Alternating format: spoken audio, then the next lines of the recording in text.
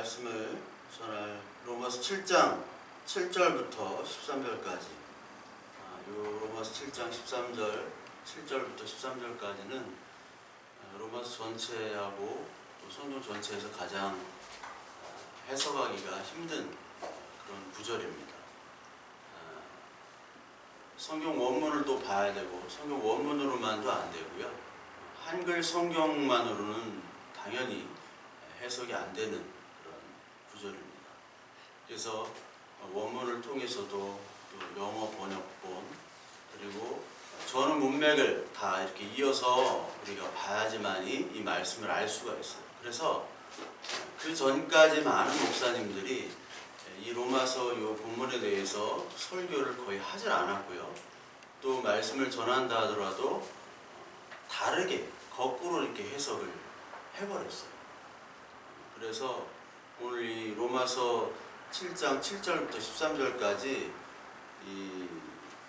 제가 말씀을 전할 때 여러분들이 얼마나 이해를 하실지는 모르겠지만 오늘 한번 잘 들으시고 저도 이것도 이 해석이 확실한가 이건 뭐 하나님 앞에 가봐야 알겠죠.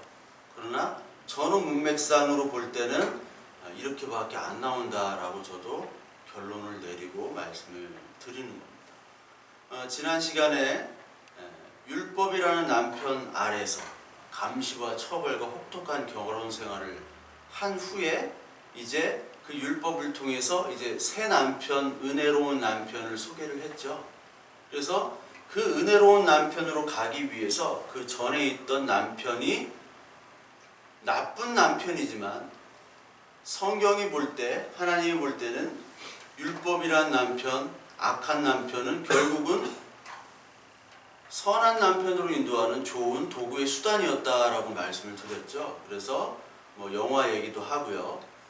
그리고 지난주에 존 웨슬리라는 사람을 얘기 드렸죠. 목사님, 그 유명한 감리교 창시자인 존 웨슬리가 이 47살 때, 그 당시로는 이제 굉장히 할아버지죠.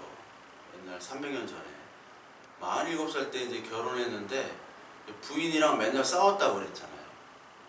심지어 부인이 존 웨슬리 머리카락을 막 다 잡아당겨가지고 머리카락을 막 한 움큼씩 빼고, 존 웨슬리도 아마 잡아당겼을 거예요. 서로 이제 그냥 목사랑 목사 사모가 서로 머리끄댕이 잡고, 저는 안 잡히잖아요. 저는 유리해. 이게 안 잡히는데 이 머리끄댕이 잡고 싸웠던 존 웨슬리.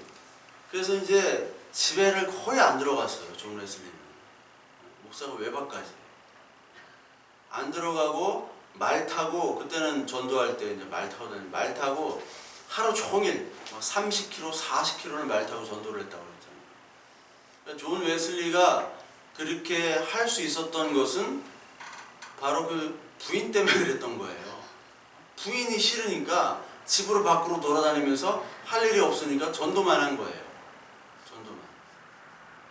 저도 이번 주에 지하철을 타는데 저기 역에 가는데 어떤 아주머니가 갑자기 그냥 전도 주시면서 뭐 딴 말도 안 해, 그냥 예수라고 그래가지고, 예수 그래가지고 왜요? 그러니까 예수 믿으라고. 저 믿어요. 그러니까 아멘 해야지. 예수 그리스도를 믿어야죠. 그게 무슨 말인지 아세요? 그러니까 몰라 이 양반. 그래가지고 얘기하려다가 제가 지하철 시간 때문에 얘기를 못했어요. 대전 지하철은 거의 안 타는데 가끔씩 아주 1년에 한두 번 타나 마나. 예. 지하철, 대전 지하철이 저기가 없어요. 그 위에 선반이 없어요. 대전 지하철은. 예. 대전이 실업률, 청년 실업률 1위, 또 인구 대비 자살률도 많아요. 좀 죽은 도시거든요, 대전이. 근데 전에 제가 서울 지하철 생각하고 가방을 쇠 높이, 바 높이가 눈높이에요. 근데 선반이 있는 줄 알고 제가 가방을 올려놨다가 툭 떨어졌어요. 그래가지고 밑에 사람 맞았는데 죄송하다고, 지금 서울에서 제가 출장 와가지고 몰랐다고, 서울에 여기 선반이 있다고 이렇게 거짓말을 해가지고 서울 사람으로 신분 세탁을 해가지고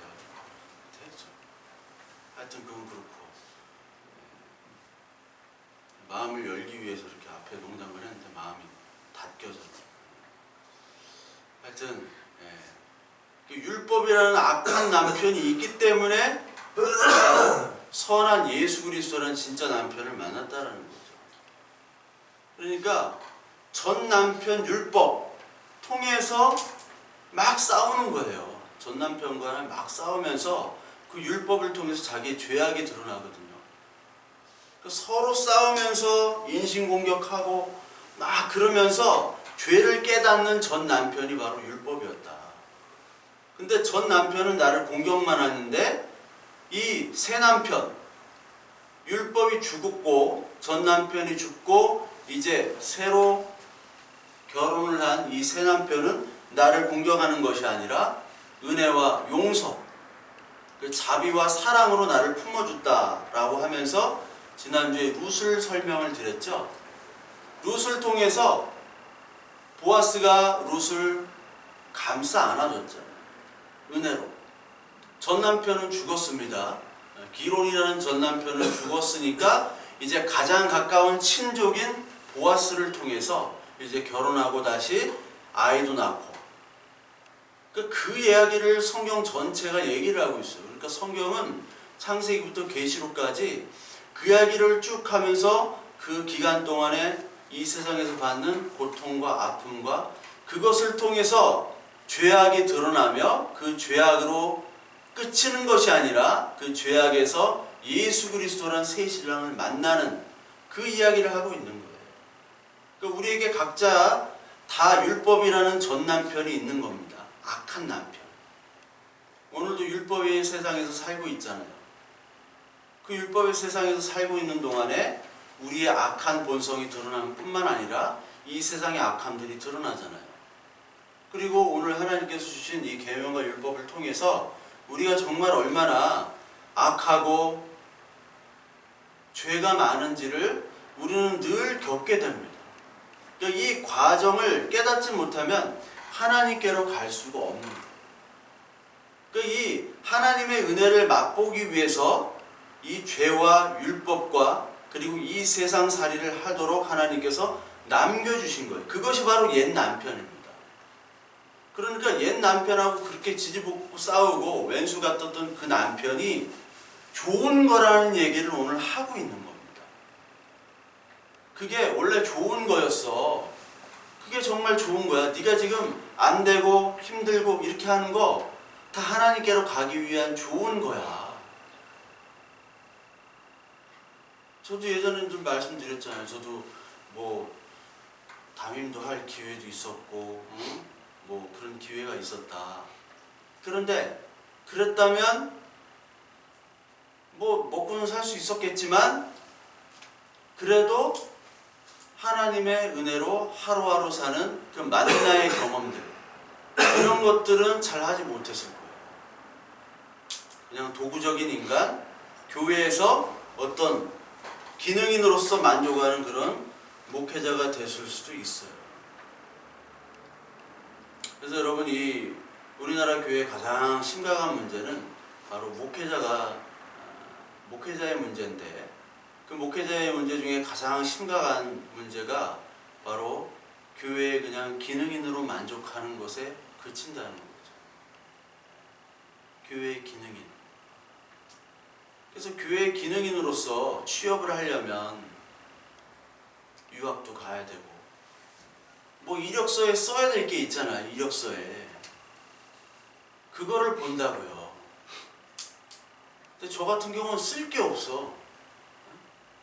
운전면허 1종 보통 그거밖에 없어요. 우리 부목사님이나 뭐 전도사 이렇게 할 때 꼭 1종 보통 면허 소지자 이렇게 맨날 뽑거든요. 왜? 차량 운전을 해야 되니까. 교회 차량. 그래서 목사님들이 대부분 이제 운수업 쪽, 수송업, 운수업, 뭐 배달 이쪽으로 이제 많이 하세요. 그래서 저도 이제 봉고차를 많이 몰았기 때문에 스틱부터 해가지고 그때 있었던 교회에서는 하도 그 봉고차가 차고 안 좋은 그 차였어요. 승합차. 가다가 막 불도 나고요. 비 오는 날 언덕길에서 차가 멈췄어. 그래서 내가 붙잡고 있었어, 언덕길에서. 예. 그거 생각하면 막 불 나가지고 막 교인들 먼저 내리게 하고 막 엔진 앞에서 막 불이 나. 고속도로에서 바퀴가 빠졌어. 다 죽을 뻔했어요. 하여튼 그런 옛 남편들을 통해서 정말 하나님만이 나를 살리시는구나. 그걸 느끼게 하는 거예요. 그러니까 하나님께서는 이 모든 것들을 다 사용하시는 거예요. 내가 조직에 어떤 몸담는 그런 교회 목회자가 됐더라면 또 거기서도 어려움이 있었겠죠. 근데 지금과 같은 성경의 말씀을 얘기를 못해요. 얘기를 하면 사람들이 이해를 못하니까. 이해를 못하면 다시 쫓겨나는 거예요. 그러니까 그 조직에 충성하는 그런 기능인으로서의 목회자 상이 딱 있어요. 목회자 상이. 그 목사의 상을 다 사람들이 쫓아가고 있는 거예요. 성경은 그렇지 않거든요. 성경의 선지자의 말들, 선지자의 모습들을 한번 보세요. 이 세상에 많은 선지자로 부름받은 사람들, 그리고 거짓 선지자들 딱 구분이 되잖아요. 근데 이 교회가 이 세상이 요구하는 하나의 틀로 그런 조직에 충성하고 그 틀에 맞는 기능인으로서의 역할을 목사가 수행하도록 교인들이 요구하고 또 목회자도 거기에 따라가려고 하는 것. 이것이 가장 큰 문제입니다. 그것이 성전 조직이죠. 성전 조직. 그러니까 교회라는 것은 한 명 한 명이 교회가 돼야 되는 것이 목적이어야 돼요. 하나님의 자녀가. 그걸 목회라고 합니다. 그런데 하나님의 자녀가 되는 것이 아니라 일단 어떤 건물에 사람들을 끌어모으는 것을 목회라고 많이들 생각하고 있어요. 목회자들도 그렇고 일반 성도들도 그렇고 한 명 한 명이 옛 남편, 그 악한 옛 남편을 통해서 죽음의 경험까지 하고 새 남편을 만나는 과정으로 교인이 만들어지고 하나님의 자녀가 만들어져야 되는데 어떤 조직 속에서 그냥 하나의 사람으로 조직에 충성하는 일꾼으로 만들어지는 것. 이것을 목회와 부흥이라고 생각하는 것. 이것이 가장 큰 문제입니다. 그래서 예수님이 성전을 때려부신 거예요. 로마를 통해서. 그 성전 조직을 부시지 않으면 사람들이 예수 그리스도를 믿는 것이 아니라 성전 교회 조직을 믿고 따르는 것이 되기 때문에 그래요. 그래서 우리가 지키는 이 교회와 교회의 어떤 전통 그리고 절기 이런 것들이 다 교회를 유지하기 위한 수단이라고 말씀을 드렸죠. 그래서 골로새 2장 15절부터 18절까지 보면 절기가 이제 없어졌다고 얘기했잖아요. 절기가 없어졌죠. 절기는 다 뭐를 얘기하는 거예요? 유월절, 초막절, 오순절 다 예수 그리스도를 상징하는 거였잖아요. 유월절날 출애굽을 하죠. 유월절 할 때 예수 그리스도가 죽으심으로 어린 양을 죽이잖아요. 양 죽이고 피를 바르잖아요. 그 집만 이제 구원을 받는 겁니다. 그것이 예수 그리스도예요. 그 예수님이 어느 절기 때 죽으셨죠? 유월절 때 죽으셨어요. 요한복음에 나옵니다. 그러니까 이런 일간 절기들은 예수 그리스도가 있을 때까지만 유효한 거예요. 그러니까 예수 그리스도 오시면 사실 절기를 안 지켜도 돼요. 그러니까 예수 그리스도가 오시기 전까지만 유효한 거예요. 오시기 전까지만. 그러니까 지금 교회에서 지키는 절기들, 특히 이제 캐톨릭은 절기를 철저하게 지키잖아요. 그런 절기들은 이제 예수 그리스도가 오시고 이 성경이 완성됐기 때문에 믿을 필요가 없는데, 지킬 필요가 없는데, 오늘도 그 절기가 뭐라고 막 열심히 지켜요. 뭔가 지켜야 되니까. 뭔가 지켜야 되는 것이 하나님을 섬기는 것처럼 보여지니까요. 근데 예수님이 오셨기 때문에 지킬 필요가 없다고 얘기를 하잖아요, 오늘. 얘기를 하는데도 지키고 있단 말이에요. 다다음 주인가 뭐 추수감사절인가 있잖아요. 추수감사절. 그런 거 왜 지키냐고. 지킬 필요가 없는 거예요, 그건. 할로윈도 지켜야지 뭐. 미국에서 온 건 다 지켜야지. 그러니까 하나님께서 이 만든 모든 율법과 이 모든 세상 만물들이 있죠. 이 만물들은 예수 그리스도의 자녀가 되도록 하기 위한 도구입니다. 옛 남편 율법부터 해가지고 이 세상의 우리의 죄악들, 이 세상의 죄악들, 모습들 다 하나님 예수 그리스도를 만나기 위한 하나님의 섭리예요. 그래서 하나님께서 마귀를 창조하셨죠. 예? 하나님의 천사를 창조하셨잖아요. 이 세상의 모든 만물들을 창조하시고 마귀도 하나님의 쓰시는 종이란 말이에요. 욥기서 1장 보면은 이 마귀가 하나님의 명령을 이행하고 헤르메스 같은 전령 역할을 하잖아요. 욥에게로 갔냐? 예, 욥에게로 갔습니까? 욥을 한번 시험을 해볼까요? 그래, 시험을 한번 해보되 내가 허락한다. 그러나 그의 생명은 건드리지 마라. 하고 하면서 뭐 이 마귀가 뭐 어디 두루 다니다가 왔습니다. 보고를 하잖아요, 하나님한테. 그 옛 율법, 옛 남편, 마귀, 모든 것들, 우리에 관계된 모든 것들은 다 우리 자녀, 하나님의 자녀를 만들기 위해서 사용되어지는 도구란 말이에요. 도구. 그러니까 오늘 로마서 7장에 나오는 율법과 죄와 이 모든 것들이 있죠. 죽음과.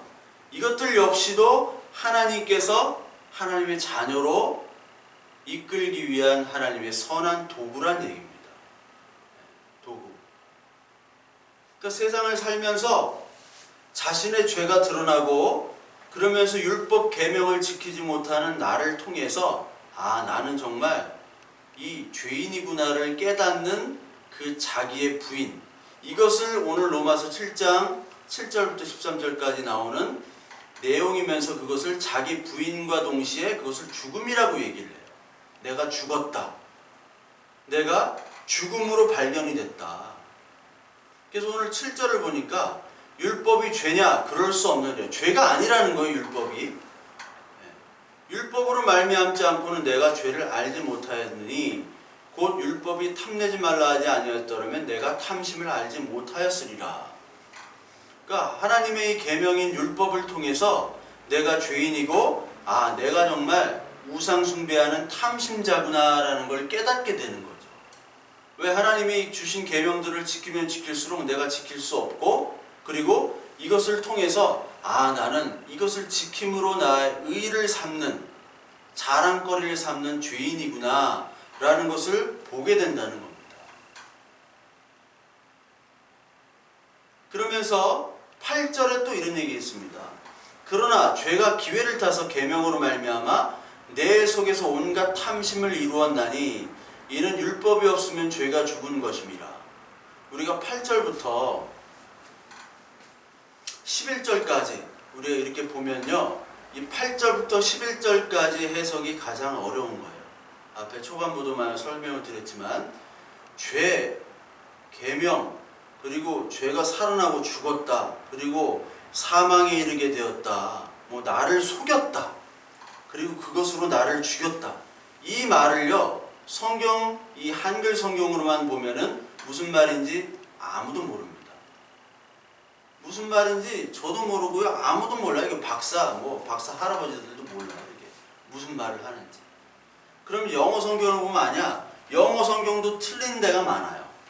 맞는 것도 있고 한글 성경에 없는 원문들을 해석한 것도 있지만 틀린 것도 많아요. 근데 우리가 맨 뒤에를 한번 봐야 돼요. 12절부터 우리 보면 이로 보건대 율법은 거룩하고 계명도 거룩하고 의로우며 선하도다. 요 말이 있습니다. 그리고 13절에 그런즉 선한 것이 내게 사망이 되었느냐? 그럴 수 없느니라. 오직 죄가 죄로 드러나기 위하여 선한 그것으로 말미암아 나를 죽게 만들었으니 이는 계명으로 말미암아 죄로 심히 죄되게 하려 함이니라. 12절 13절을 통해서 그 앞에 8절부터 11절까지의 그 해석을 해야 되는 거예요. 그래서 여기 12절에 율법과 계명은 거룩하다고 그랬죠. 의롭다고 그랬죠. 율법과 계명. 그리고 13절에 사망, 내가 죽는다는 거예요. 죽음이 죄가 죄로 드러나기 위해서 선한 도구로 사용했다는 거예요. 그러니까 여기 나오는 12절 13절에 보면 율법이나 계명이나 죄나 사망이나 이런 것들은 좋은 것이다, 나쁜 것이다? 좋은 것이다는 얘기예요. 어떤 측면에서? 두 번째, 온전한 남편 예수 그리스도를 가기 위한 도구로서 율법과 계명과 사망과 죄는 좋은 것이다. 그러니까 네가 이 세상에서 저지르는 죄악들도 하나님이 그것을 통해서 죄인으로 인정되는 그것을 가지고 하나님의 은혜를 간구하는 도구로서는 선한 것이란 얘기예요. 거기서만 머무르면 악한 것이지만, 율법에서만 머무르면 악한 것이고 죄에서만 머무르는 것은 사망이지만, 인도하는 것으로는 죄와 율법, 사망이 너무너무너무 좋은 것이다, 선한 것이다 라는 것을 얘기하고 있어요. 그렇다면 그 관점에서 8절부터 11절까지가 설명이 되어야 되겠죠. 8절을 우리가 보면요, 죄가 기회를 탔다 라는 말이 있습니다. 죄가 기회를 탔다. 영어 성경에서는 seizing the opportunity라고 나와요. 그러니까 여기 죄가 기회를 잡았다. 이게 헬라어 본문은 람바노라는 동사를 써서 잡았다, 취하다, take라는 동사예요. 그러니까 죄가 기회를 잡았다. 그러니까 구실로, 여기서 기회라는 단어 opportunity는 아포르메라는 헬라어 단어를 썼습니다. 아포르메. 기회나 구실이에요. 그러니까 죄가 이 계명이라는 구실로 말미암아 나에게 탐심을 이루었다라고 얘기를 해야 돼요. 탐심. 이게 무슨 얘기냐면, 이게 8절이나 11절이나 비슷한 얘기인데요. 우리가 선악을 알게 하는 열매를, 선악과를 하나님께서 주신 다음에 뱀이 나타났습니다. 그걸 생각해 보시면 돼요. 선악과를 딱 놓고 하나님께서 창조를 하셨죠. 그리고 하나님이 뱀을 보낸 거예요. 사탄, 이 뱀은 하나님이 창조한 피조물이잖아요. 이 뱀이 하나님의 전령으로 어떻게 보면 온 겁니다. 그래서 네가 이걸 먹으면은 반드시 죽는다고 하나님께서 얘기했는데, 야, 이거 먹으면 죽어? 안 죽을 것도 같은데? 그렇게 뱀이 얘기를 합니다. 그러니까 계명을 죄가 틈타 들어온 거죠. 사탄이 이 계명을 가지고 살짝 바꿔서 들어온 거예요. 계명으로 말미암아 탐심, 그때 이제 탐심이 생기는 거죠. 인간의 탐심이 생겨서 그 탐심으로 말미암아 죄를 짓고 사망에 이르게 됩니다. 그 이야기를 하는 겁니다. 그러니까 우리의 인생 속에서 이 계명을 통해서 하나님께서 탐심을 이루도록, 그 탐심은 뭐냐면, 내가 이만큼 큰 죄인이구나 라는 것을 보여주기 위한 거예요. 탐심을 이룬다는 것은 내가 정말 우상을 숭배하는 죄인이구나, 이것이 달성이 된 거예요. 무슨 얘기인지 아시겠어요? 탐심을 이루었다. 이게 내 속에 죄가 있다, 탐심이 있다. 그리고 그 탐심이 이루었기 때문에 이제 나는 죄인이 되고 사망이 이루어진 겁니다. 그래서 내 스스로 사망과 죄로부터 구원할 수 없으니까 나 대신에 나를 구원할 수 있는 그 구원자를 찾게 되는 그 지점까지 온 것이 바로 8절의 이야기예요. 그러면서 이는 율법이 없으면 죄가 죽은 것입니다. 이게 영어 성경에서는 For apart from the law, sin was dead 라고 나와요. Apart from the law, apart는 뭔가 분리된 거거든요. have nothing to do with. 이게 관계가 없다라는 얘기입니다. apart from law. 네가 율법의 기능이 뭡니까? 네가 얼마나 죄인인지를 깨닫게 하는 전 남편의 역할이잖아요. 갈라디아서 3장에 보면 초등선생, 몽학선생으로 나오잖아요. 초등선생은 율법은 가르치고 실체인 예수 그리스도가 오면 사라져야 됩니까? 그대로 있어야 돼요? 사라져야 돼요. 그래서 오늘 로마서 7장에 혼인관계로 율법과 복음을 얘기하면서 전 남편이 죽으면 시집을 갈 수 있고 재혼해도 죄가 되지 않는다라고 얘기하잖아요. 지금 이해가 되시고 있어요? 네. 전 남편이 죽은 거예요. 그러니까 율법은 그때까지만 사용하는 거예요. 초등학교 학년은 초등학교 때만 배우는 거지 중학교 때는 배웁니까? 안 배우잖아요. 중학교 때 누가 구구단을 외워요? 아무도 안 외우지. 그러니까 초등학교 때 배운 거는 이제 우리가 다 습득을 했으니까 이제 교과서 다 버린단 말이에요. 우리 아파트에 맨날 막 교과서 문제집 막 나와. 막. 네? 그거 주워다가 여기 채워놨어요. 응? 고등학교 교과서 막 과학, 심심하면 읽어요 이런 거. 과학, 생물. 끝났으니까 버리는 거예요. 율법은요 예수 그리스도 오면 끝이 난 거예요. 기능이. 이게 apart from the law예요. 그러니까 이 죄 율법과는 관계가 없어졌다. 왜? 네가 얼마나 죄인인지 율법으로 알게 된 그 탐심을 이루었기 때문에 그게 그렇게 설명이 되는 거예요. 그렇기 때문에 이제 율법이 사라졌고 관계가 없으니까 죄는 죽은 것이다. Sin was dead. 그러니까 그럼 됐다. 이만 하산하라 그 얘기예요. 이제 죄는 없어졌다라는 겁니다. 이게 하나님의 용서죠. 율법을 사용해서 잠깐 죄 아래 놓고 그리고 깨닫고 나서 우리들을 구원해 주시는 거예요. 그래서 로마서 3장 19절에 보면 죄를 깨닫게 그리고 죄 아래 가두어 심판 아래 두셨다고 나오잖아요. 로마서 3장 19절에 보면 우리가 알거니와 무릇 율법이 말하는 바는 율법 아래 있는 자들에게 말하는 것이니 이는 모든 입을 막고 온 세상 아래 세상으로 하나님의 심판 아래 있게 하렴이라. 그러므로 율법의 행위로 그 앞에 의롭다 하심을 얻을 육체가 없나니 율법으로는 죄를 깨달음이니라. 이 말이에요. 율법으로는 우리가 아무리 지켜도 의롭다 할 육체가 없잖아요. 그렇기 때문에 율법으로는 죄를 깨닫게 하는 도구란 말이에요. 또 여기 8장은 탐심을 이루게 만드는 것이 바로 율법이라는 거죠. 이 탐심은 죄악으로 바꿔도 돼요. 네가 얼마나 죄인으로 여겨지느냐, 그것을 율법을 통해서 죄가 율법을 통해서 구실을 삼아 우리에게 그 죄인이라는 것을 알게 해준다는 거예요. 그렇기 때문에 그 다음에는 율법이 그 기능을 다 했으니까 사라진 다음에는 나는 죽은 거죠. 죄는 죽은 거죠. 율법이 사라졌으니까.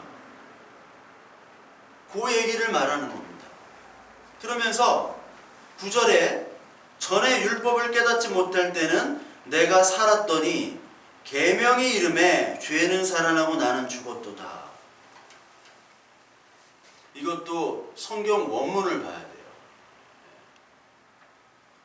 전에 율법을 깨닫지 못할 때에는 내가 살았다고 얘기합니다. 율법을 깨닫지 못할 때는 이 살았다라는 것이 좋은 의미로 우리의 부활, 생명이 아니라 내가 그냥 살고 있었다는 거예요. 아무것도 모르고. 율법을 깨닫지 못할 때, 그러니까 이 산 거는 산 것이 아니에요. 그러니까 살고자 하는 자 죽고 죽고자 하는 자 살다. 이 얘기로 보면 돼요. 그때 산다는 것은 부정적인 의미잖아요. 그러니까 율법을 통해서 우리가 얼마나 죽은 자고, 우리가 에베소 2장 1절 말씀처럼 허물과 죄로 죽었던 우리들 있죠. 허물과 죄. 그러니까 우리는 허물과 죄로 죽었던 자임을 인식할 때 부활이 시작이 되는 거고 하나님의 구원이 시작이 되는 겁니다. 마찬가지로 율법을 모르면요, 내가 그냥 이렇게 사는가 보다라고 생각하는 거예요. 근데 계명이 이르니까, 이 율법이 오니까 죄가 살아나고 나는 죽었다. 죄는 살아났다. 그러니까 율법이 딱 이르니까 죄가 어떤 건지를 알죠. 내가 정말 죄인이구나. 그래서 내 마음속에 죄가 살아나는 거예요. 그러면서 나는 죽었다. 여기서 죽었다는 것은 긍정적인 의미겠죠. 여기서 죽었다. 그래서 9절에 죽었다라는 의미의 헬라어로 아포드네코스라는 말을 씁니다. 아포드네코스. 여기서 헬라어로 죽다라는 말이 굉장히 많아요. 그 히브리 말로는 죽다라는 말, 네가 반드시 죽는다라고 할 때 이 무트라는 말을 히브리어로 쓰는데, 그 무트라는 말을 이 헬라어로 번역할 때는 아포드네코스, 그리고 뭐 나나토스, 나나토, 그리고 네크로스, 아포크네이토스, 이런 얘기들, 이런 단어들을 계속해서 나열을 해요. 그러니까 히브리어는 한 단어로 됐는데 헬라어는 여러 가지 단어로 번역을 해놨어요. 거기 의미에 조금씩 차이가 있는데 또 어떨 때는 되게 교우적으로 또 사용을 해요. 이것을 막 굳이 딱딱 끊어가지고 나눌 필요는 없습니다. 근데 어떨 때는요, 이것이 또 끊어서 나눌 때도 있어요. 제가 연구를 해보니까. 또 여러분, 오늘 이 말씀이 되게 어렵고요. 그리고 성경 원문을 보지 않으면 절대로 해석할 수 없는 그 본문이에요. 그래서 좀 잘 들으셔야 되는데, 이 아포드네코스는 로마서 6장에도 등장합니다. 6장 8절에 보면, 만일 우리가 그리스도와 함께 죽었으면 또한 그와 함께 살리기를 믿노니 할 때, 그리스도와 함께 죽었다 할 때 아포드네코스라는 말을 써요. 그러니까 여기서의 죽는다는 뜻은 좀 긍정적인 것이죠. 우리가 죽어야지만이 산다는 그 뜻이에요. 그러니까 율법이 저주의 율법이면서 동시에 율법은 선한 도구로 쓰임받는 거죠. 그러나 율법에만 머물면은 율법은 악한 거잖아요. 그러니까 율법은 동시에 선과 악 두 가지가 있는 겁니다. 마찬가지로 우리에게 주어진 죽음도 또 죄도 선과 악, 하나님의 판단에서 선과 악 두 가지 동시에 다 있는 거예요. 하나님께로 인도되는 사망은 좋은 사망이요, 하나님께로 인도되지 못하는 사망은 나쁜 사망이에요. 그 사망으로 붙이는 거예요. 우리가 신앙생활을 하면서 경험하는 이적들, 표적들, 이런 거 있죠? 이런 게 표적에서만 그치면은 이게 나쁜 거예요. 그러니까 표적과 이적을 조금 다르게 설명할 수 있지만, 표적은 예수 그리스도를 상징하는 거고, 그리고 이적은 그냥 우리가 겪는 그냥 뭐 기적 같은 거. 근데 그 기적에만 머무르면 그리스도를 보지를 못하는 거예요. 그러니까 사람들은, 많은 사람들이 기적만 바라고 있기 때문에 예수 그리스도 못 만납니다. 그러니까 아무리 체험이 많고 기적이 많다 하더라도 그 사람은 죄인일 수밖에 없고 사탄에 머무르는 666이란 말이죠. 그러니까 하나님의 말씀이 깨달아져야지만이, 그리고 자기가 얼마나 큰 죄인이고 이러한 표적들은 예수 그리스도로 인도되는 하나의 도구일 뿐, 하나님의 계명들, 말씀들이 그리스도로 완성된 이 계시의 상태에서는 거기에 표적에만 머무른다면 나는 죄인이구나 라고 깨달을 때만 선이 되는 것이지, 거기에 머무르면은 죄인이고 심판자가 된다는 거예요. 심판의 대상자가 된다는 거죠. 그걸 알아야 돼요. 그러니까 9절은요, 계명이 이르니까 죄가 부활을 하고요, 부활하다는 뜻입니다. 살아나고, 나는 죽었다. 이게 좋은 죽음이라는 거예요. 아포드네스코. 9절까지 좀 이해가 되시죠? 그 10절에 보면 생명에 이르게 할 그 계명이 내게 대하여 도리어 사망에 이르게 하는 것이 되었도다. 이게 10절에 보면 영어 성경으로는 I found that the very commandment that was intended to bring life actually brought death. 이게 원래 사망으로 인도하는 그런 계명이라는 거예요. 사망으로 인도하는. 여기서 나오는 사망, 10절의 사망은 나나토스라는 말을 씁니다. 죽음. 이게 어떤 신비적인 생명을 얘기해요. 신비적은 생명은 조회, 그 헬라어 조회인데 생명으로 인도하는 그런 사망을 얘기하는 거예요. 마찬가지로 앞에 나온 아포드네코스랑 비슷한 의미죠. 나나토스. 그래서 이 나나토스, 이 죽음으로 넘겨지는 이 죽음은 선한 죽음이라는 거예요. 여기서 이제 그 사망의 생명에 이르게 할 그 계명이 내게 도리어 사망에 이르는 것이 되었도다. 이런 되었도다 이런 말이 없어요. 되었도다가 아니라 I found예요. 여기 원문으로 보는 휴리스코라고 이게 found discover라는 뜻입니다. discover가 나는 발견했다는 거죠. 뭘 발견했냐? 이 계명을 통해서 내가 앞에처럼 구절에처럼 내가 살았다 하는 존재가 아니라 내가 정말 죽은 자구나. 그렇기 때문에 외부에서 예수 그리스도의 구원만이 나를 살릴 수 있구나. 그 사망이니까 이 사망은 좋은 사망인 거예요. 거룩한 사망이고 선한 사망입니다. 아시겠죠? 생명으로 인도하는 사망. 또 부활이라는 것은 죽음을 전제로 하잖아요. 그렇죠? 죽음을 전제로 합니다. 그때의 죽음이 부활로 인도하는 사망. 그러니까 이 땅에서 사망하지 않는 사람들은요, 절대로 부활이 없어요. 절대로 부활이 없는 사람들입니다. 그래서요, 이 땅에서 우리는 율법의 세상에서 우리는 계속해서 죽어야 돼요. 왜? 죽지 않으면 새 남편을 만나지 못하니까.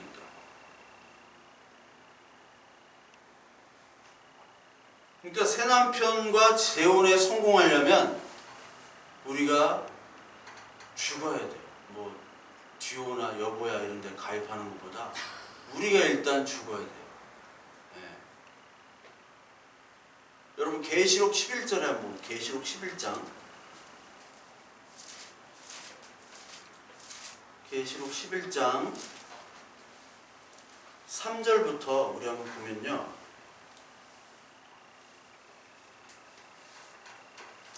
내가 나의 두 증인에게 권세를 주리니 그들이 굵은 베옷을 입고 1260일을 예언하리라.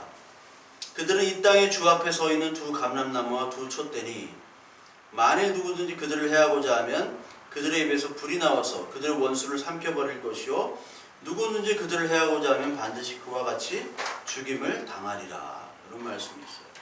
그래서 또 8절에 보면요. 그들의 시체가 큰 성 길에 있으리니 그 성은 영적으로 하면 소돔이라고도 하고 애굽이라고도 하고니 곧 그들의 주께서 십자가에 못 박히신 곳이라. 10절 이 두 선지자가 땅에 사는 자들을 괴롭게 하는 거로 땅에 사는 자들이 그들의 죽음을 즐거워하고 기뻐하여 서로 예물을 보내리라 하더라. 이게 이 땅에 살아가는 우리 성도들의 모습입니다. 교인이 1260일 동안 증인이 돼서 하나님의 말씀을 증거를 하잖아요. 1260일은 예수 그리스도의 초림부터 재림까지의 기간이라고 말씀을 드렸죠. 계시록 설교를 한번 보세요. 거기 보면 이제 이 땅에서 계속 시체들이 나오는 거예요. 어떤 시체? 예수 그리스도를 믿는 사람들, 그 자녀들의 시체가 나오는 거예요. 이 땅에서 예수님이 죽으셨듯이 우리들이 여기서 맞아 죽는 거예요. 계속. 그러나 그 안에 두 감람나무, 성령으로부터 기름 부음 받은 그 감람나무가 계속해서 그 교회로서, 증거로서 우리가 나오죠. 성령의 힘으로 증거를 한다는 겁니다. 이게 스가랴서 4장 12절부터 14절에 이미 나와 있는 거죠. 이 사람들이 영적으로 하면 소돔이요 애굽, 주께서 십자가에 못 박히신 곳, 이 영적으로 소돔과 애굽이 어디냐? 바벨론화가 된 율법주의적 기독교 자칭 교회 유대인 사당의 회당이에요. 예수님이 요한을 통해서 사단의 회당이 바로 유대인들이라고 그랬죠? 유대인은 율법주의자들이잖아요. 이 세상 사람들은 율법주의자들이잖아요. 자신의 상급을 원하잖아요. 돈과 명예와 권력을 가지고 자신의 상급, 그리고 자신의 헌신과 믿음의 정도, 스스로 생각하는 믿음의 정도로 선과 악을 판단하고 구원과 심판을 판단하며 계급을 나누는 이 유대인들, 율법주의자들, 바벨론화된 교회, 그리고 이 세상의 정치, 종교, 경제적 이데올로기, 모든 사상 체계, 이것들로부터 우리들은 핍박을 받는 거예요. 특히 예수 그리스도가 누구에게 죽임당했냐? 자칭 교회라고 불리는 이 율법주의자들에 의해서 죽임을 당한 장소가 바로 소돔과 애굽이에요. 예루살렘이 예루살렘이 아니라 소돔과 애굽이 됐다는 얘기입니다. 우리는 설교하고 증거하고 증인하고 전도하는 것을 통해서 동족에게 핍박당하는 겁니다. 설교 그렇게 하면 안 되고 전도 그렇게 하면 안 됩니다. 재밌게 해야죠. 물건을 뿌리고 돈을 뿌려야지 전도가 되는 거 아닙니까? 높은 자리에 올라가야지 전도되는 거 아닙니까? 다 이런 식으로 생각한단 말이에요. 그러니까 우리는 어차피 진짜 증인, 예수 그리스도 증인은 이 땅의 죽음, 이 땅의 율법에 의해서 죽어야 되는 거예요. 율법적인 세상에서. 그 대표적인 분이 누굽니까? 예수 그리스도잖아요. 예수님이 이 땅의 율법으로 죄인으로 낙인 찍혀서 국가 반역죄, 그리고 율법 성전 모독죄, 하나님 모독죄로 사탄으로 찍혀서 너는 귀신의 왕이구나 찍혀서 버림받고 십자가에 처형당하신 거거든요. 왜? 이 땅의 율법 성전을 지켜야 되니까. 조직을 지켜야 되기 때문에 그래요. 그래서 예수 그리스도가 이 땅에 오시면요, 교회에 오고 만약에 말씀을 선포하시면 교회 사람들이 자기의 교회와 조직을 지키기 위해서 예수를 죽인단 말이에요. 왜 이렇게 세습을 합니까? 돈이 강남에 있는 교회들은 조 단위가 넘어가요, 여러분. 강남 교회가 2조 원 정도 됩니다.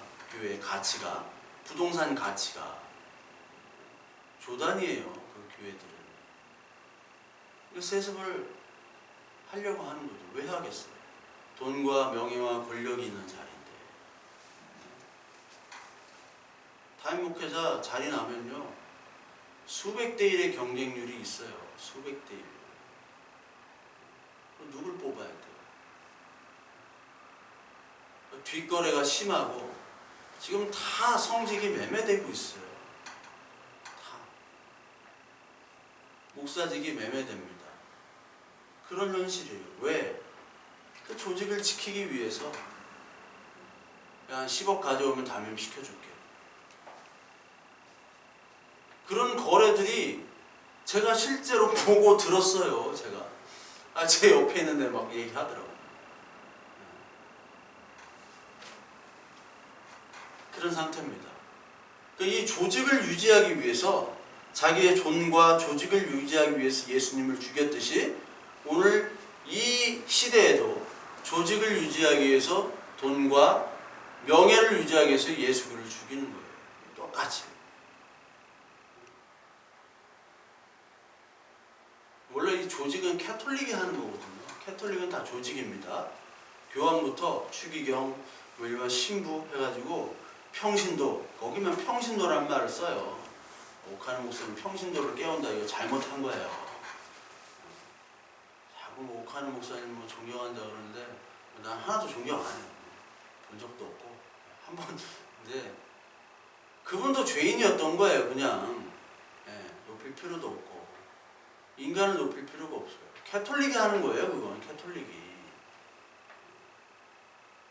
이 개신교는, 이 성경에 나오는 교회는요, 상크토름 커뮤니온이라고, 이게 라틴어인데 거룩한 사람들이 모여있는 단체지 이 교회 조직이 아니란 말이에요. 캐톨릭은 맨날 조직이란 말이에요. 이게 캐톨릭 조직이 얼마나 끈끈한데요. 근데 성경은 조직이 아닌 것처럼 막 다 오합지졸이에요. 오합지졸을 하나님의 자녀로 만들어가는 거. 그러니까 세상이 볼 때는 오합지졸이란 말이에요. 세상이 볼 때는 캐톨릭이 보면 뭔가 조직돼 있고 뭔가 좀 거룩해 보이고 그렇잖아요. 이거 로만 칼라 해가지고 이렇게 하고 얼마나 좋아요. 또 멋있어 보이잖아. 막 치마 입고 이렇게 거룩해 보이고 스님들이 막 도포 입고 근데 막 목사들 막 이렇게 응? 다리 걷고 막 이렇게 양복 다리 걷고 막 응? 이것도 안 하고 막 응? 쓰레빠 신고 다니고. 근데 이게 대승불교 가면 그렇게 해야 돼. 이 대승불교에 있는 분들하고 우리하고는 말이 맞아요. 특히 이제 정토종은 하나님 나라를 얘기하거든. 거기는 아주 심플하게 구원을 받는 걸 얘기해요. 율법으로부터 예수 그리스도가 와서 구원을 얻는다. 그 얘기를 똑같이 하는 게 정토종이에요. 여러분 길 가다가 뭐 정토종, 여기 충남대학교도 이렇게 자전거 타고 가면 정토종 모임 그런 거 있더라고. 내가 한번 가보고 싶어. 여기서 조금만 더 밀면은 저기 어디 저기 저쪽에서 오신 분으로 알 거야. 정토종. 그러니까 이게 거룩한 공교회, 이 거룩한 모임으로 모이는 거지 조직으로 모이는 게 아니에요. 세상이 볼 때는 바보들 같아요. 이 성경에 나오는 사람들, 이 성경 교회가.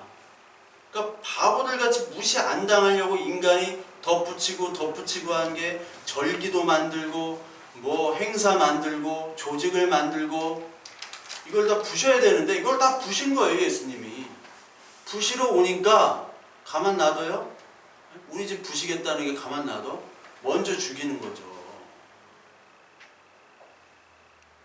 그러니까 네가 죽어야 된다는 이 조직과 이 재산들 다 죽어야 돼.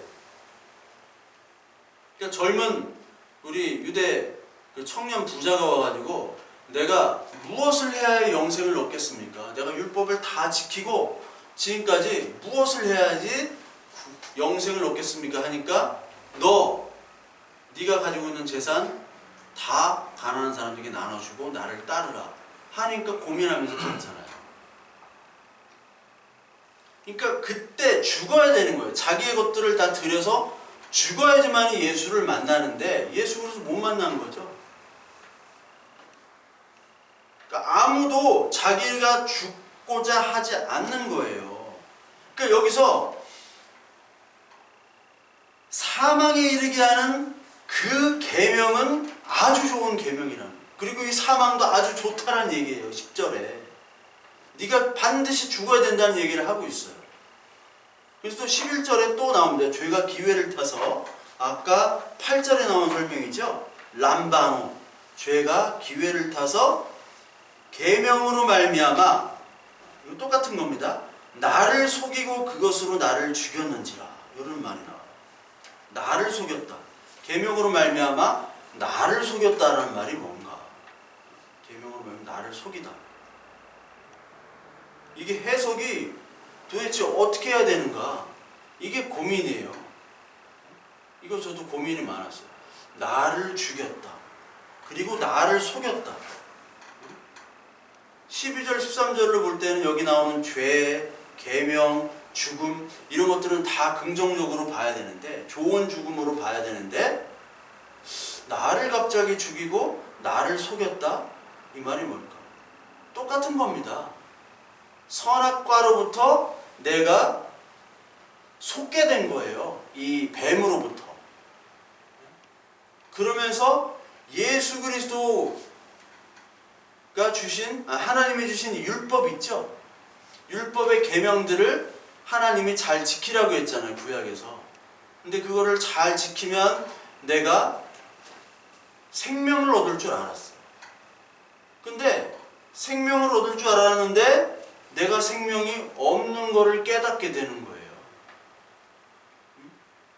율법의 계명이 예수 그리스도를 상징하는 것인데 그 율법에만 머물러 가지고 이것을 잘 지키면은 내가 예수 그리스도 없이도 내가 생명이 없구나, 구원을 얻는구나 라고 착각하는 거죠.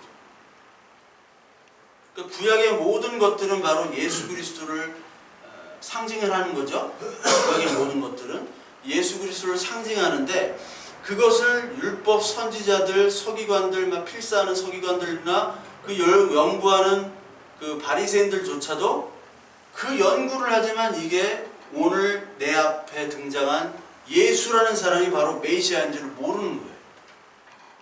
근데 하나님이 그렇게 모르도록 해버립니다. 아무도 알질 못해요. 제자들도 알질 못해요. 그래서 베드로가 제자 제자들에게 묻죠. 내가 누구라고 생각하느냐 할 때 베드로만이 대답을 해요. 살아계신 주요 하나님의 아들입니다. 그 하나님이 보내신 그 아들입니다라고 얘기할 때 그래 맞다.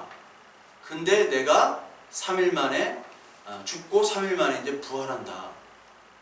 그 얘기를 하니까 마가복음 10장 45절에 내가 너를 위해 섬기러 온 것이 아니라 섬김을 받으려 온 것이 아니라 섬기려 하고 도리어 대속물로 주기 위해 너한테 왔다. 이렇게 얘기를 하니까 베드로가 주님 안 됩니다. 그럴 수 없는 일이라. 안 됩니다.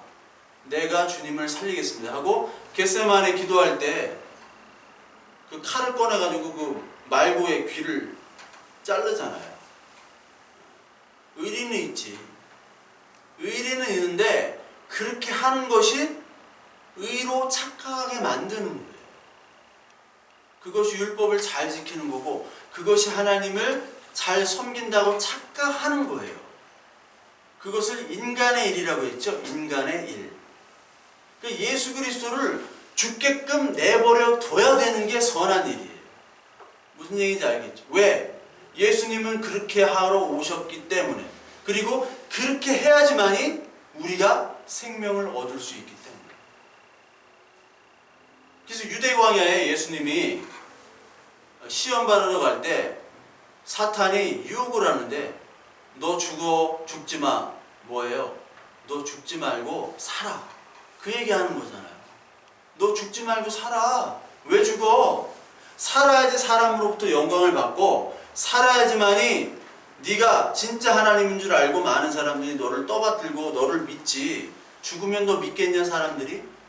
사람들이 바보냐? 개 돼지냐? 근데 예수님은 죽으러 오신 거예요. 죽도록 만드신 게 바로 하나님이시고 그거를 잘 몰라야지 예수 그리스도께서 베드로가 그렇습니다. 네, 당신 죽어야 됩니다 하는 거 예수님 놀랐을 거야. 뒤로 자빠졌을 거야. 이 새끼 뭐 어떻게 된 거지? 어떻게 안 해? 이거 안 되는데. 네. 아무도 모르게 해야지 그 사람이 죄인임을 깨닫잖아요. 알았으면요 베드로가 울었겠어? 안 울었는단 말이에요. 베드로가 3번 부인하면서 그걸 생각하면서 울었잖아요. 근데 예수님이 죽음을 알았으면 제자들도 알았으면 베드로가 울었을까? 안 울었단 말이에요. 십자가 보면서 잘 가고 있구만. 그래 빨리 죽고 빨리 부활하셔. 빨리. 이렇게 했을 거라고. 아무도 깨닫지 못하게 한 다음에 다시 죽으시고 부활하신 다음에 그들에게 나타나셨을 때 그들이 정말 내가 죄인이구나 깨달을 수 있도록 하나님이 만드신 이 섭리란 말이에요.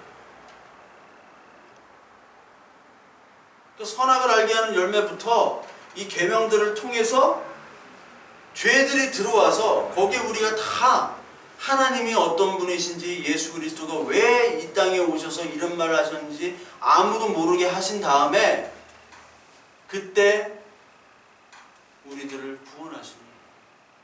이게 아까 나오는 로마 3장 19절에 죄 가운데 가다두고 율법 아래 가다둬서 하나님을 잘 알지 못하도록 만들어 놓은 상태에서 죄를 고백하게 만든 거예요. 그 다음에 예수님이 오셨을 때 나의 죄를 고백하게 하는 거예요. 그게 바로 계명으로 말미암아 나를 속이게 됐다는 거예요. 그리고 11절에 그것으로 나를 죽였는지라. 여기 그것으로라는 게 있고 죽였는지라는 있는데 나를이라는 말은 없습니다. 원문에. 그래서 이런 게 중요한 거예요. 여기 보면은 디아우토스 아포테이넨이라고 나와요. 원문으로 보면 디 이는 뭐뭇을 통해서 뭐뭇으로 말미암아 뭐뭇 때문에 그래요. 아우토스. 아우토스는 3인칭 단수 대명사 그것을 얘기하는데 그것은 뭐냐면 그것으로라는 것은 뭐를 나타내면 계명. 엔톨레라는 여성 3인칭 단수 계명이라는 것을 아우토스가 가리키고 있어요. 그것이라는 것은 계명 율법이에요. 율법으로 죽였는지라는 것은 죽이다 아포크테이넨인데 아포크테이넨은 3인칭 단수 직설법 과거입니다. 3인칭 단수의 1인칭 나를이 아니에요. 3인칭 단수 아포크테이넨. 그러니까 이제 헬라어도 독일어나 스페인어나 마찬가지거든요. 동사가 이제 뒤가 바뀌면서 활용이 돼요. 그 뭐 독일어도 해보셨죠? 독일어나 이런 거 뒤가 바뀐단 말이에요. 그래서 우리는 동사를 쓸 때 한국말은 더 다른데 한국말은 1인칭, 1인칭, 3인칭 뭐 그런 것이 있으면서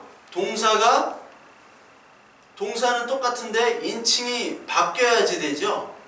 근데 헬라어나 스페인어나 독일어나 특히 이제 헬라어 스페인어가 비슷한데 헬라어나 스페인어는 동사 하나에 제가 말씀드렸죠. 1인칭, 2인칭, 3인칭 다 있다고 단수 복수가 그거에 따라 스페인 말도 그래요. 스페인 말도 제가 스페인어를 좀 배우려고 막 하는데 그 1인칭, 2인칭 그거에 따라 막 다 달라. 내가 뭔가 원하다 하는 끼에로인데 이게 1인칭일 때는 끼에로예요. 그런데 2인칭, 3인칭 때는 그게 단수가 바뀌어요. 동사가. 마찬가지 다 모든 동사가 다 그래요. 뭐 아블라 할 때는 뭐 말하다. 그것도 아블라는 1인칭인데 2인칭 할 때는 완전히 바뀌어요. 다른 동사로. 그러니까 내가 I, you, 뭐 he 이렇게 안 써도 동사만 해도 거기에 1인칭, 2인칭, 3인칭이 다 있는 거예요. 그러니까 아포크테인에는 3인칭 단수, 즉 그라는 얘기입니다. 그러니까 나를 죽였는지라가 아니라 그가 죽었는지라는 얘기예요. 그가 죽었는지라. 그러니까 아포크테이노라는 동사가 이게 대량 학살, 처형. 그래서 세례 요한이 죽거나 예수 그리스도 순환이 있거나 죽음의 위험을 처했던 그 제자들, 그리고 계시록에서 인나팔 대접 재앙에서 막 인군의 3분의 1이 죽고 막 사람들이 죽어나갈 때 쓰이는 동사가 바로 아포크테이노 동사예요. 아포크테이넨 하면 3인칭 그가 죽었다라는 것으로 해석이 돼요. 나를 죽였는지가 아니라. 그 11절에 나를 죽였는지라는 말이 없는데 왜 나를 죽였는지라는 말을 썼는지를 모르겠어. 영어 성경도 through the commandment put me to death 이게 나를로 영어가 돼 있어요. 나를. 그러니까 한글로만 잘못된 것이 아니라 영어 성경도 잘못된 거예요. 이거 뭐 NIV로 제가 읽었는데 영어 성경도 잘못된 거예요. 원문에는 나를이란 말이 없습니다. 그를 죽였다. 그러니까 이게 무슨 말이냐? 율법 때문에 내가 속이고 그가 죽었다. 율법 때문에 그가 죽었다는 거예요. 예수님이 율법을 어겼다고 해서 죽었다는 거 아닙니까? 근데 예수님이 율법을 어기고 죽음당하지 않으면 이 세상에 죽임당하지 않았으면 우리는 생명이 있어요? 없어요? 없단 말이에요. 그러니까 하나님 예수 그리스도가 죽었기 때문에 그것이 선한 것이죠. 나에게 구원이 온 것이죠. 그러니까 12절에 율법은 거룩하고 계명도 거룩하고 의로우면 선하도다. 이 말씀이 이제 해석이 되는 거죠. 위에부터 다. 그런즉 선한 것이 내게 사망이 되었느냐? 그럴 수 없느니라. 오직 죄로 드러나기 위해 선한 그것으로 말미암아 나를 죽게 만들었으니 이는 계명으로 말미암아 죄로 심히 죄되게 드러나게 함이라. 그러니까 죄가 심히 죄로 드러나게 해야지만이 그게 죄의 역할이고 율법의 역할이고 그것이 우리를 구원하게 하는 좋은 죽음으로 인도하는 것이다 라는 말을 13절에서 하고 있는 겁니다. 좀 이해가 되시나요? 그러니까 여러분들 우리가 잡고 있는 죄, 율법 이런 거 다 나쁜 겁니다. 죄로부터 사망에서 해방된 거잖아요. 그런데 죄로부터 해방이 되려면 우리 죄 때문에 죽어야 된다는 것이 이 기독교의 역설적인 논리예요. 우리가 죽지 않으면요 부활할 수가 없습니다. 우리가 죄 짓지 않으면 우리가 죄로부터 자유할 수가 없어요.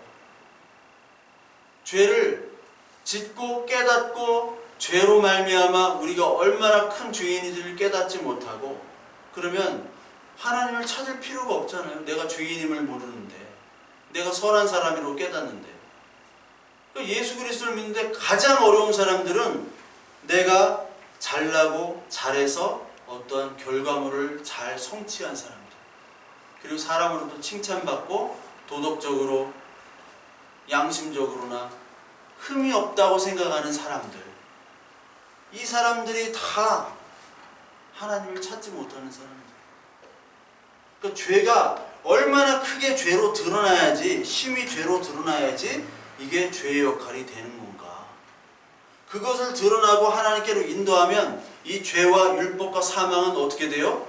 사라지죠. 없어지죠.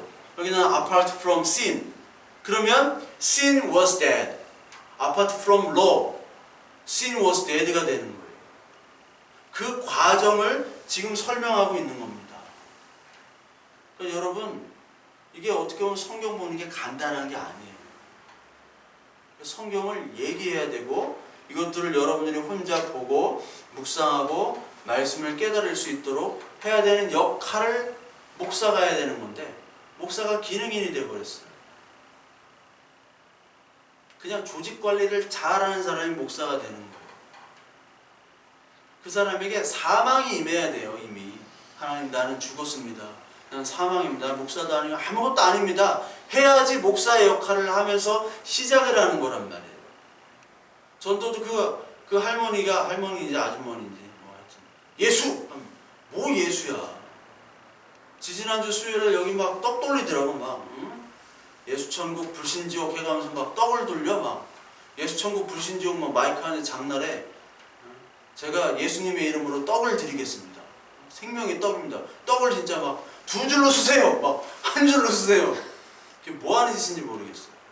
예수천국 불신지옥 그러면 예수는 어떤 분이고 우리 죄는 어떻고 우리는 어떤 상태이며 이것들을 얘기를 해줘야지 그게 전도 아니에요. 선교고. 근데 그거 없이 무슨 전도를 하고 선교를 해요. 떡이나 나눠주고. 근데 본인은 막 그게 거룩한 사명으로 하나님 기뻐하시겠구나.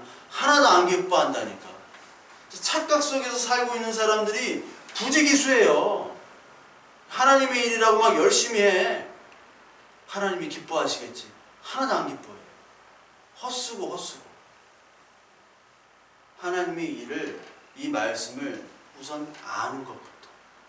그래야지 죄가 무엇인지를 깨닫죠. 그래야지 우리가 선한 사망이 죽음이 우리가 오고 그 다음에 그 선한 사망이 죄와 선한 죄, 선한 사망이 예수 그리스도의 은혜로 덮어지고 사라질 때 우리가 생명을 얻는 그 과정을 겪어야지. 그냥 날로 먹으려고 그래, 날로. 알지도 못하고 그냥 날로 먹으려고. 우리는 뭐 일단 구원을 받았으니까 뭐 마음대로 그냥 막 자기 생각나는 대로 전도하고 구제하고 봉사하고 자기 마음대로 그냥 지가 하나님이 된 거죠. 지가.